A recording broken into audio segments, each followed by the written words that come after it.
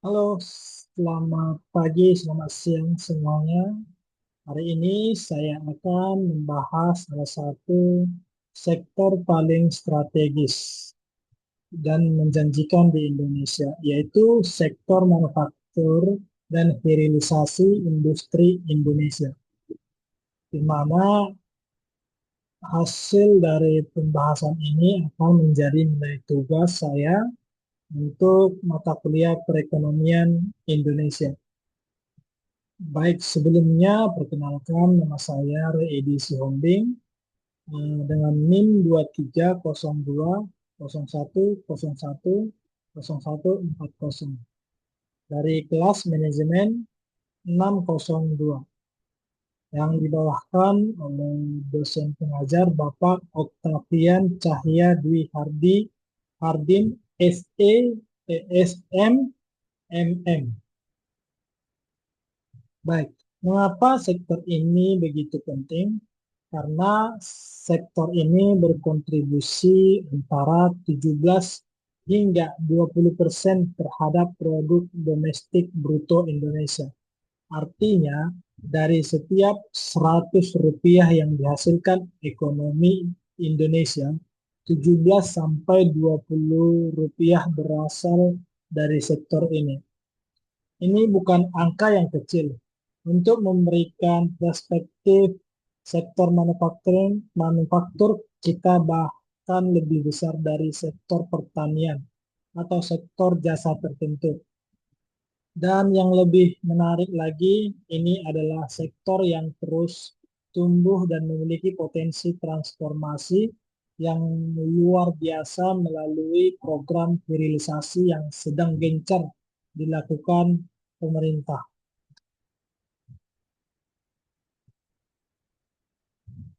Baik, kita masuk ke latar belakang sektor. Di sini kita memahami fundamental dari sektor ini. Ada tiga yang saya tampilkan, menggambarkan mengapa Indonesia memiliki posisi yang sangat unik di dunia. Pertama, kontribusi 17 sampai 20% terhadap PDB. Ini menempatkan Indonesia sebagai salah satu negara dengan basis manufaktur terkuat di Asia Tenggara, bahkan melebihi Thailand dan Malaysia dalam skala absolut. Dan yang kedua, populasi 270 juta jiwa. Nah, ini tidak hanya berarti pasar domestik yang besar, tetapi juga tenaga kerja yang melimpah. Bayangkan kita memiliki pasar domestik yang lebih besar dari Brazil dan hampir sama dengan Amerika Serikat. Investor tidak perlu khawatir tentang daya beli karena dari kelas menengah Indonesia terus tumbuh sekitar 8 hingga 10 juta per tahun. Dan yang ketiga, dan ini yang paling spektakuler, Indonesia menguasai 52% cadangan nikel di dunia. Saya ulangi 50%. Ini artinya dari setiap 10 ton nikel yang ada di bumi, 5 ton ada di Indonesia. Nikel ini bukan hanya untuk stainless steel, tetapi juga untuk baterai kendaraan listrik yang sedang booming secara global. Nah, keunggulan utama kita adalah kekayaan sumber daya alam yang luar biasa. Selain nikel, kita juga memiliki kelapa sawit terbesar di dunia, bauksit untuk aluminium, batu bara, dan berbagai komoditas lainnya. Yang menarik adalah selama ini kita hanya mengekspor dalam bentuk mentah. Nah, program hilirisasi ini bertujuan untuk mengelola bahan mentah tersebut menjadi produk jadi yang nilai tambahnya bisa 5 hingga 10 kali lipat. Selanjutnya, faktor daya tarik investor. Sekarang, mengapa investor asing begitu tertarik dengan sektor manufaktur Indonesia? Ada 4 faktor utama yang membuat Indonesia menjadi magnet investasi. Faktor pertama adalah sumber daya alam yang saya sebutkan tadi. Ketika perusahaan seperti Tesla atau BYD membutuhkan nikel untuk baterai, mereka tidak perlu impor dari berbagai negara dengan biaya logistik yang mahal. Cukup investasi di Indonesia, bahan bakunya sudah tersedia dengan kualitas terbaik. Dan faktor kedua adalah pasar domestik yang besar. Ini sangat berbeda dengan negara-negara manufaktur lain seperti Vietnam atau Bangladesh yang populasinya jauh lebih kecil. Di Indonesia investor bisa menerapkan strategi ganda, produksi untuk ekspor sekaligus melayani pasar domestik yang besar. Ini memberikan fleksibilitas dan mengurangi risiko jika permintaan ekspor menurun. Faktor ketiga adalah lokasi strategis. Indonesia berada di tengah-tengah jalur perdagangan Asia Pasifik. Dari Indonesia, produk bisa mencapai Cina dalam 5 hingga 7 hari, India dalam 7 hingga 10 hari, Australia dalam 3 hingga 5 hari, dan ASEAN dalam 1 hingga 3 hari. Ini memberikan efisiensi logistik yang luar biasa. Faktor keempat, tenaga kerja yang berlimpah dengan upah yang masih kompetitif. Meski upah di Indonesia sudah naik, masih jauh lebih rendah dibanding Cina, Korea, atau Jepang. Yang penting, produktivitas tenaga kerja di Indonesia terus meningkat dengan program-program pelatihan yang intensif. Selanjutnya, dukungan kebijakan pemerintah. Pemerintah Indonesia tidak main-main dalam dalam mendukung sektor ini. Ada 5 kebijakan kunci yang menunjukkan komitmen serius pemerintah. Pertama, larangan ekspor bahan mentah. Ini keputusan yang sangat berani. Mulai dari ore nikel pada 2020, bauksit pada 2023, dan akan diperluas ke komoditas lain. Awalnya banyak yang skeptis, takut investor kabur. Ternyata yang terjadi sebaliknya. Investor justru berlomba-lomba membangun pabrik di Indonesia. Kedua, intensif fiskal yang sangat menarik. Tax holiday hingga 30 tahun untuk investor besar, super dedication untuk penelitian dan pengembangan, dan berbagai keringanan pajak lainnya. Ini memberikan certainty dan predictability yang sangat dibutuhkan investor jangka panjang. Ketiga, kemudahan berusaha melalui online single submission dan UU Cipta Kerja. Dulu untuk mendapatkan izin usaha bisa memakan waktu 6 hingga 12 bulan. Sekarang bisa selesai dalam 3 hingga 7 hari untuk izin dasar. Ini revolusi birokrasi yang sesungguhnya. Keempat, pengembangan uh, pengembangan kawasan ekonomi khusus. Uh, Kek Morawali untuk industri nikel, Kek Weda Bay, Kek Mandalika, dan berbagai kek lainnya. Di kek ini, investor mendapat fasilitas khusus mulai dari infrastruktur hingga one-stop service untuk semua keperluan administratif. Dan yang kelima, program Making Indonesia 4, 4.0 yang fokus pada 5 sektor prioritas: makanan, minuman, tekstil, otomotif, kimia, dan elektronik. Ini bukan hanya slogan, tetapi roadmap konkret ya dengan target-target yang jelas dan terukir. Selanjutnya, tren investasi. Nah, dari 2019 hingga 2023. Sekarang mari kita lihat bukti konkret dari daya tarik sektor ini. Data yang saya tampilkan ini menunjukkan tren investasi yang sangat menggembirakan. Total investasi manufaktur dalam 5 tahun terakhir mencapai 80 hingga 90 miliar US dollar. Untuk memberikan perspektif, ini setara dengan 1.400 triliun rupiah. Angka yang luar biasa besar untuk ukuran Indonesia. Pertumbuhan investasi rata-rata 8 hingga 12% per tahun.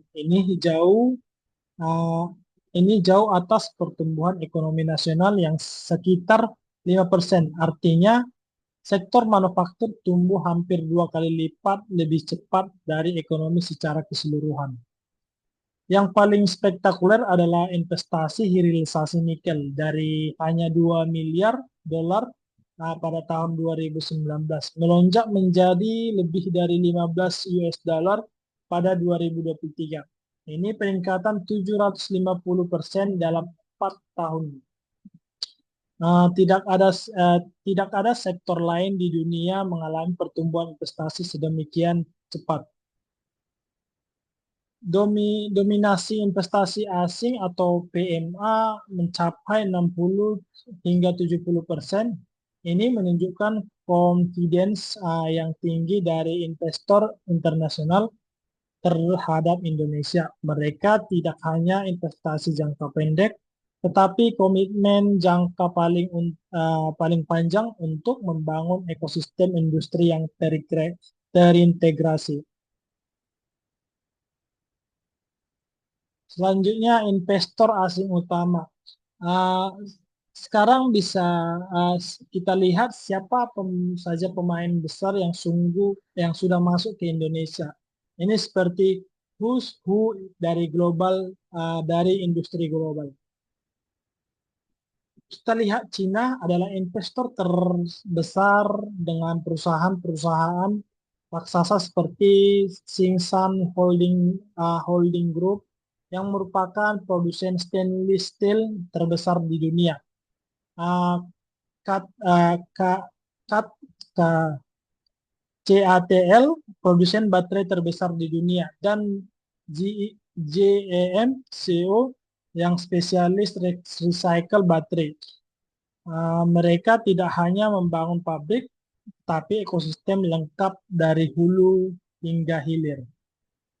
Kemudian Jepang tetap menjadi investor setia dengan fokus di otomotif elektronik. Toyota, Honda, Mitsubishi sudah puluhan tahun beroperasi di Indonesia dan terus ekspansi. Yang menarik, mereka tidak hanya menjadikan Indonesia sebagai basis produksi, tetapi juga riset dan pengembangan untuk region ASEAN Pasifik. Selanjutnya, Korea Selatan sangat agresif dengan Samsung dan LG di sektor elektronik. Hyundai di otomotif dan terbaru POSCO serta LG Energy Solution yang investasi besar-besaran di sektor baterai. Korea melihat Indonesia sebagai kunci untuk mengurangi ketergantungan pada Cina. Selanjutnya Singapura, meski negara kecil tetapi menjadi hub investasi melalui berbagai holding companies. Banyak perusahaan multinasional yang menggunakan Singapura sebagai base untuk investasi di Indonesia. Selanjutnya Amerika Serikat dengan Freeport McMoran Moran yang sudah lama beroperasi di sektor tambang dan sekarang mulai masuk ke downstream. Cargill dan Procter dan Gamble juga terus berekspansi di sektor consumer goods. Dan selanjutnya Eropa tidak mau ketinggalan dengan Unilever yang sudah seperti perusahaan lokal. BASF dari Jerman di sektor kimia. dan Michelin dari Prancis di industri ban.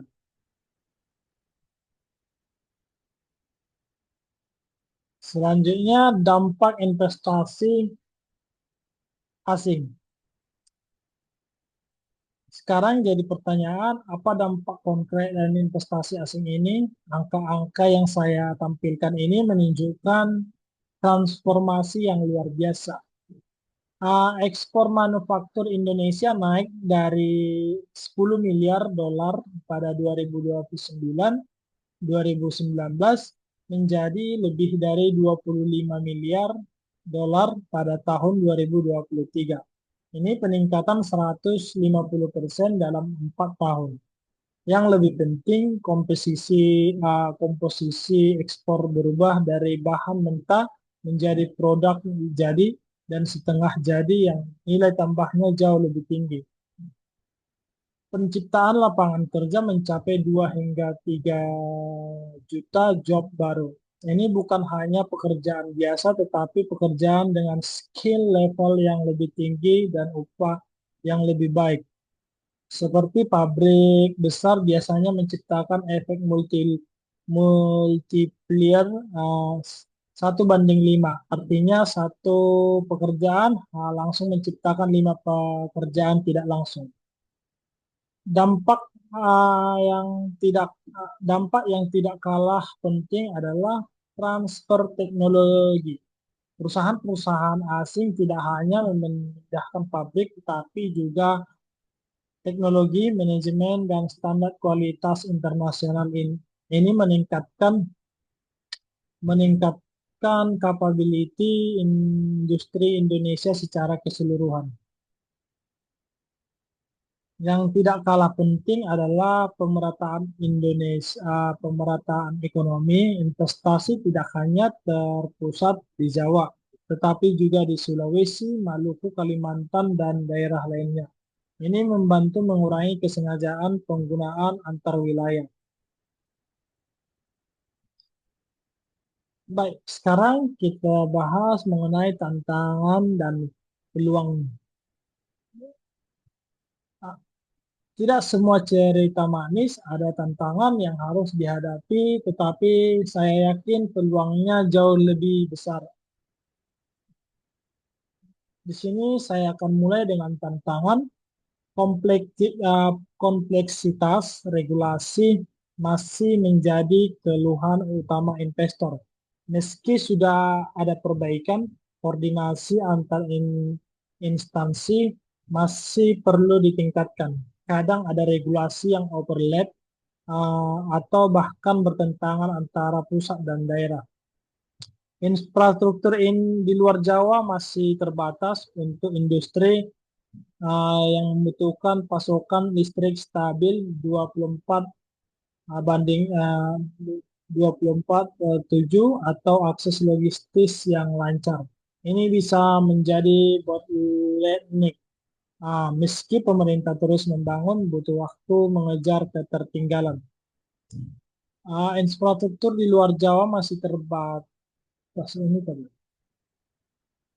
Oke.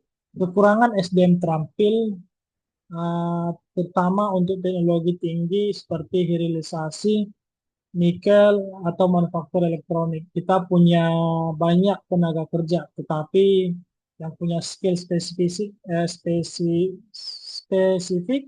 masih terbatas. Ini membutuhkan investasi besar di pendidikan pelatihan. Isu lingkungan, juga semakin penting. Tekanan dari komunitas internasional untuk sustainability semakin kuat. Industri yang tidak ramah lingkungan akan sulit bertahan jangka panjang. Tetapi peluangnya jauh lebih besar. Transisi energi global menciptakan permintaan luar biasa untuk baterai, solar panel, dan teknologi hijau lainnya. Indonesia dengan sumber daya mineralnya berada di posisi yang sangat strategis. RCEP dan berbagai Perjanjian perdagangan bebas memberikan akses preferensial ke pasar ya dan populasinya mencapai 3,5 miliar orang. Ini pasar yang tidak bisa diabaikan oleh perusahaan manapun. Program IKN atau Ibu Kota Nusantara akan menciptakan permintaan besar untuk material konstruksi, teknologi smart city, dan berbagai produk manufaktur lainnya. Digitalisasi industri 4.0 membuka peluang untuk leapfrog ke teknologi terdepan. Indonesia tidak perlu melalui tahap yang sama dengan negara maju, tetapi bisa langsung adopt teknologi terbaru. Terakhir, tren sirkular ekonomi dan sustainability global justru menjadi peluang besar. Indonesia bisa menjadi leader dalam teknologi recycle waste to energy dan manufaktur hijau. Baik, kesimpulan yang dapat setelah melihat keseluruhan gambaran tadi, saya ingin menutup dengan sebuah Indonesia yang the next manufaktur Asia. Berdasarkan data analisis yang saya presentasikan, jawabannya adalah ya, dengan catatan kita harus terus berbenah. Sektor manufaktur dan irilisasi industri Indonesia menunjukkan prospek yang sangat menjanjikan. Dukungan kebijakan pemerintah sangat kuat, fundamental ekonomi solid, dan paling penting kita sedang berada di momentum yang tepat. Transisi manufaktur dan hilirisasi industri Indonesia menunjukkan prospek yang menjanjikan. Dukungan kebijakan pemerintahan sangat kuat. Fundamental ekonomi solid, yang paling penting transisi energi global, pertumbuhan ekonomi Asia Pasifik, dan kebutuhan diversifikasi supply chain post pandemic. Semuanya menguntungkan Indonesia. Kita memiliki semua elemen yang dibutuhkan: sumber daya alam, pasar domestik besar, tenaga kerja berlimpah, dan dukungan pemerintah yang konsisten.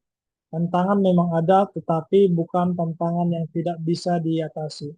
Regulasi bisa diperbaiki, infrastruktur bisa dibangun, SDM bisa dilatih. Yang penting adalah political will dan konsistensi dalam implementasi.